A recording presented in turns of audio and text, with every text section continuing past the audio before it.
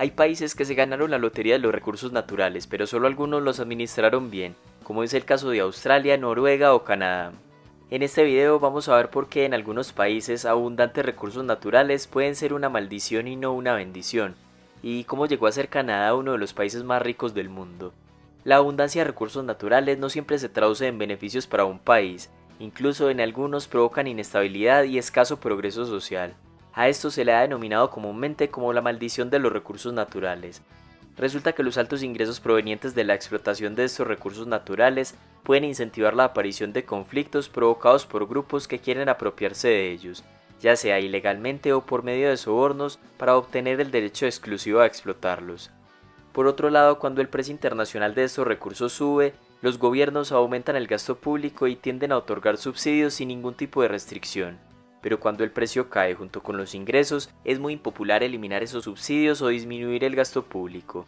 La solución a esta caída de ingresos puede ser aumentar la deuda, imprimir dinero o aumentar los impuestos a los sectores productivos.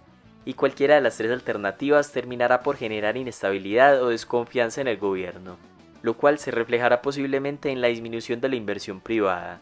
Además, como el gobierno percibe que puede obtener crecimiento fácil gracias a la explotación de estos recursos, no ve la necesidad de crear condiciones para el emprendimiento y el surgimiento de otras industrias. Y de esta manera, poseer recursos naturales puede dejar de ser una ventaja. Esto suele suceder en países en desarrollo con instituciones débiles y proclives a la corrupción.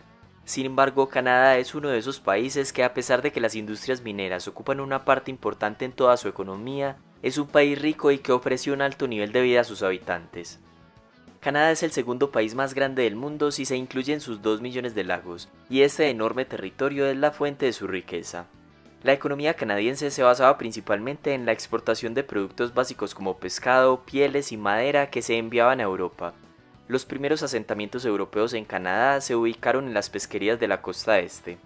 Los barcos de Francia y de otros países europeos pescaban durante el verano y regresaban completamente cargados, y así comenzaron a aparecer las primeras fábricas de conservas de salmón.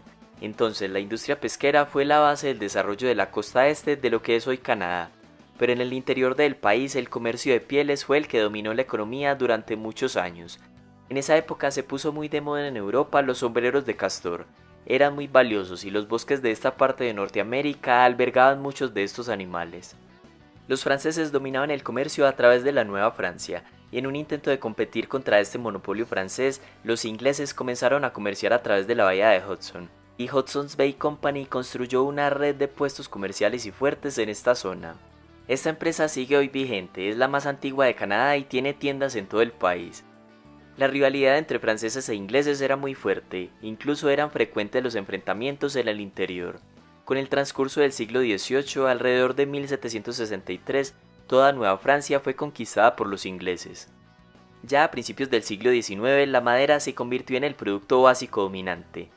La primera región en ser explotada fue Nuevo Brunswick. Cuando esta zona no pudo satisfacer la demanda, el comercio se trasladó al río San Lorenzo, y cuando allí resultó insuficiente, el comercio se expandió hacia el oeste en el río Ottawa. El comercio de la madera se convirtió en un gran negocio y en la mercancía más importante de la Norteamérica británica. Uno de los efectos del comercio de la madera fue la llegada de inmigrantes desde Europa. Como la madera es una carga que ocupa tanto espacio, los barcos desde Norteamérica al Reino Unido iban llenos, pero en el viaje de vuelta no había ninguna carga procedente de Europa que ocupara tanto espacio. Por eso los barcos madereros se dedicaron a transportar personas para el viaje de vuelta. Viajar como pasajero en ese tiempo era incómodo y peligroso, pero muy barato, y esto, combinado con los conflictos de Europa como las guerras napoleónicas, provocó que una gran cantidad de personas decidieran viajar a Norteamérica. El comercio de la madera no solo provocó la llegada de inmigrantes, sino que también desempeñó un papel muy importante para mantenerlos a largo plazo gracias al empleo que podían encontrar en esa actividad. La industria de la madera incentivó la creación de otras industrias como la agrícola, porque el comercio de la madera conllevaba la presencia de un gran número de personas durante un periodo de tiempo considerable, entonces necesitaban abastecerse de alimentos, sobre todo de carne.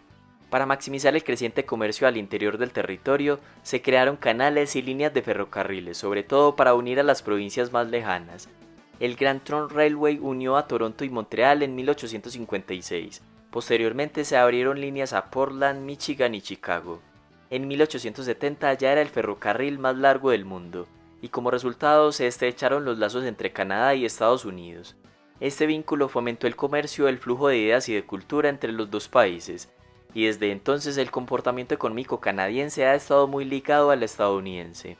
Si miramos esta gráfica desde 1870 hasta 2016, el PIB per cápita de ambos ha crecido a un ritmo muy similar, tanto en los años de bonanza previos a las dos guerras mundiales como en el declive de la Gran Depresión del 29. Tener a Estados Unidos como vecino y aliado es una ventaja, por tratarse de la mayor economía del mundo y porque Canadá no necesita gastar mucho en la defensa de su territorio, pues su vecino del sur es el que se encarga de la seguridad de la región. La expansión de ferrocarriles continuó, lo cual permitió cubrir grandes zonas inexploradas del norte de Canadá, y a su vez descubrir zonas con abundantes recursos naturales. Aunque la historia de la minería en Canadá inicia en el siglo XVI, fue en el siglo XX, especialmente después de la Segunda Guerra Mundial, que la industria minera se expandió hasta convertirse en una de las más grandes del mundo. Aproximadamente el 75% de las empresas mineras del mundo tienen sede en Canadá. Ocupa la tercera posición de los países con mayores reservas de petróleo, solo detrás de Venezuela y Arabia Saudita. También es uno de los principales exportadores de uranio, carbón, oro, acero, aluminio, cobre, entre otros minerales. Todas las industrias de los minerales y metales generan aproximadamente 600.000 empleos, los cuales por lo general son muy bien pagos. El salario promedio en estas industrias era en 2017 de $114.000 al año, cerca del doble del promedio de todas las industrias en Canadá de $59.000. Además, las empresas canadienses están expandiendo sus operaciones a nivel mundial, sobre todo en Latinoamérica y en África. Y aquí está una de las críticas que recibe el modelo económico canadiense. Esta expansión minera ha sido polémica por algunos conflictos con las comunidades locales y por el impacto ambiental que genera la explotación de estos recursos naturales.